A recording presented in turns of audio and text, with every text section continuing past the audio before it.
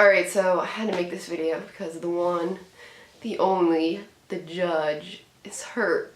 And it doesn't look good. It doesn't look good. So what we know right now is it's an oblique injury. He's going to the hospital to get an MRI and further evaluations. But that video of him just swinging, then going for his oblique and just running very slowly to first base and then wincing, like chewing his gum and wincing and being like, oh, that's my impression of it, did not look good. And then he came out of the game so fast, and like everyone knows, Judge isn't a baby. He's tough, and I don't even think he would wince if it wasn't bad. I think he's a tough guy. And he went into the dugout right away. I mean, they took him out right away.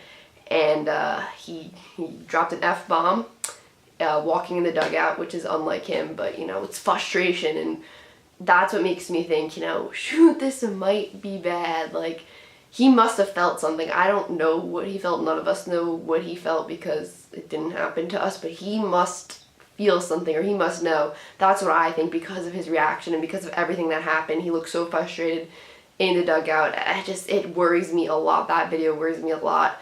But he's getting the MRI, I guess, around this time. And I hope it's not bad. I really hope it's not bad.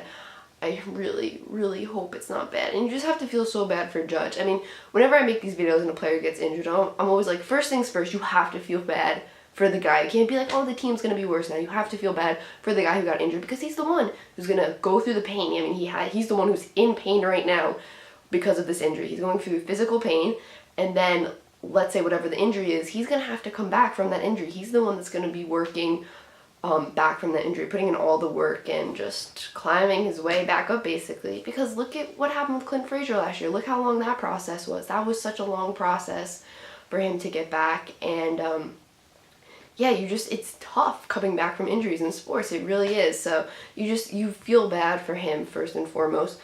And then, I mean, obviously it's going to affect the team in a big way because he is the best player on the team. I don't think there's a doubt about that. He's the best player on the team. He's the fan favorite and all that.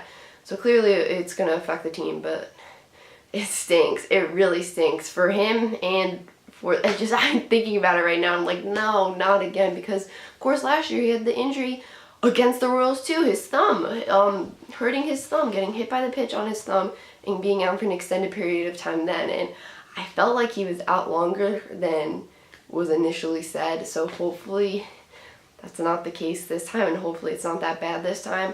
But I'm honestly really nervous. I'm not trying to be dramatic about it, but I really am. I think it's fair to think, like, what are they doing strength and conditioning wise? What are these strength and conditioning coaches telling them to do? Because a lot of players are hurt with strains. And yes, I know baseball players get hurt. It happens. Players are going to get hurt throughout the year. It's always going to happen. But this many players, I don't think it's just, oh, they're unlucky. I think these coaches, these strength and conditioning coaches, need to be figuring out a new plan or something, because clearly what they're doing isn't working. Alright, I guess that's it for this video. We're just going to have to see what the MRI says, what the Yankees say, and we just have to hope for the best, honestly. Just hope for the best. That's it, guys. Peace out.